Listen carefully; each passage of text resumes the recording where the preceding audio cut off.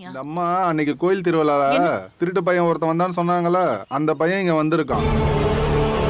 எப்படி கண்டுபிடிச்சாங்களா? கைய பிடிச்சு பார்த்தாங்களாம். வந்தது அவன்தானா? கைய உதறிட்டு ஓடிட்டானா? கோயில் மெயின் கேட்ட மூடிட்டு எல்லாரையும் கூப்பிட்டு ஒவ்வொருத்தரையா சோதனை பண்ணிட்டு இருக்கோம். அப்படியா? அவன் இங்க வந்தானாமா? ஆமா, நான் உங்களுக்கு பார்த்தேன். தெரியுமா? கண்டிப்பா அவன்தானா? ஆமாமா, அவனேதான். இங்கதான் எங்கேயோ நின்னுட்டு இருக்கான். அதான் எல்லார் கையும் பிடிச்சு பார்த்து அவனை கண்டுபிடிக்க போறேன்.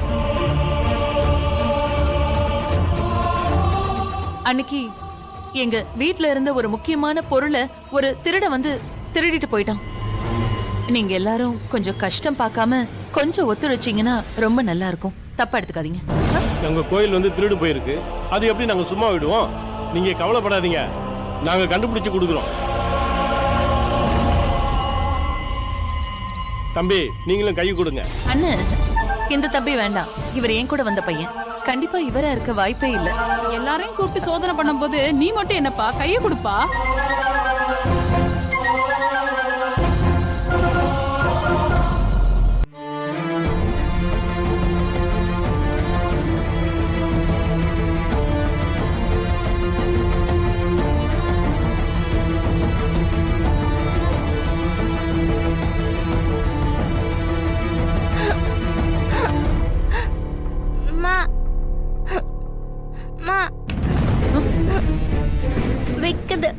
ஐயோ, sorry sorry sorry sorry sorry குடி.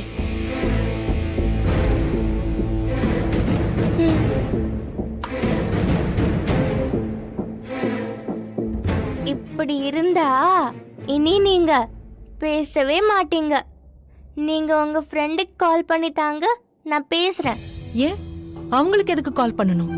உங்களுக்கு கஷ்டமா இருந்தா எப்பவும் அவங்க கிட்ட தானே பேசுவீங்க. அவங்க உங்ககிட்ட பேசுனா நீங்க சமாதானம் ஆகுவீங்கல்ல. சரி, நான் அப்புறமா பேசுறேன். இப்ப வேணா நீ சாப்பிடு. இந்த கோவில்ல திருவிழாவுக்கு போயிட்டு வந்ததுல இருந்து நீங்க இப்படிதான் இருக்கீங்க.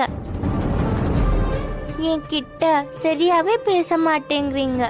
ஏமா இப்படி இருக்கீங்க? உங்களுக்கு உடம்பு சரியில்லையா? நான் நல்லா இருக்கேன் குட்டி, எனக்கு ஒண்ணுமே இல்ல. நீ கவலைப்படாத. என் நிலைமை உன்கிட்ட எப்படி சொல்லி புரிய வைப்பேன்?